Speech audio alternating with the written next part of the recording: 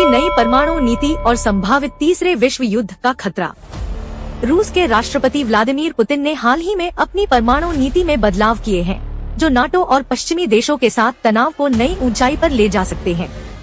इस कदम का मुख्य उद्देश्य रूस पर किसी भी संभावित खतरे का सख्त जवाब देना है। यहाँ इस खबर का विश्लेषण किया गया है। 1. पृष्ठभूमि: रूस यूक्रेन युद्ध का विस्तार। रूस यूक्रेन युद्ध 1000 दिनों से अधिक चल रहा है, लेकिन अब इसमें परमाणु हथियारों के इस्तेमाल का खतरा मंडरा रहा है। अमेरिका ने यूक्रेन को लंबी दूरी के हथियारों से रूस के भीतर हमला करने की अनुमति दी है, जिससे यह तनाव बढ़ा है। 2. रूस की नई परमाणु नीति। पुतिन द्वारा घोषित परिवर्तन।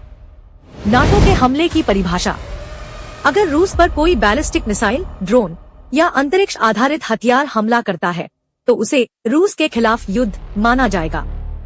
परमाणु हथियारों का उपयोग: रूस ऐसे किसी भी हमले का जवाब परमाणु हथियारों से दे सकता है। स्पेस वॉरफेयर: रूस अंतरिक्ष में दुश्मन के उपग्रहों और हथियारों को निशाना बना सकता है। 3.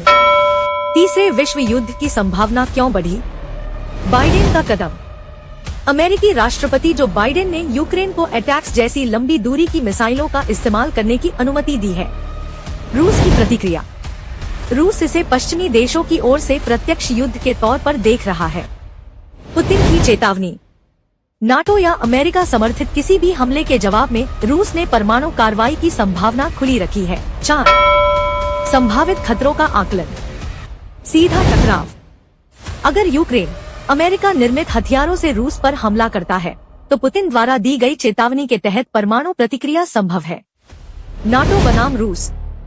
नाटो ठिकानों पर हमला सीधे तीसरे विश्व युद्ध की शुरुआत का संकेत होगा। वैश्विक अस्थिरता: परमाणु हथियारों के इस्तेमाल से सिर्फ युद्धरत देशों पर ही नहीं, बल्कि पूरी दुनिया पर खतरा मंडरा सकता है। 5. विशेषज्ञों की राय। भड़काऊ कदम: अमेरिकी हथियारों की यूक्रेन को आपूर्ति और रूस की आक्रामक नीति दोनों ही स्थिति को अस्थिर कर रहे हैं। डिप्लोमेटिक डेडलॉक: वर्तमान में कूटनीतिक समाधान की संभावनाएं कमजोर हो गई हैं। निष्कर्ष: रूस की नई परमाणु नीति और अमेरिका द्वारा यूक्रेन को हथियार मुहैया कराना वैश्विक सुरक्षा के लिए गंभीर खतरा है। अगर ये तनाव जल्द कूटनीतिक रूप से सुलझाए नहीं गए, तो तीसरे विश्व युद्ध का खतरा और बढ़ सकता है। आगे की राह: रूस और पश्चिमी देशों के बीच संवाद बहाल करना आवश्यक है। परमाणु हथियारों के इस्तेमाल से बचने के लिए वैश्विक मध्यस्थता की भूमिका बढ़ानी होगी।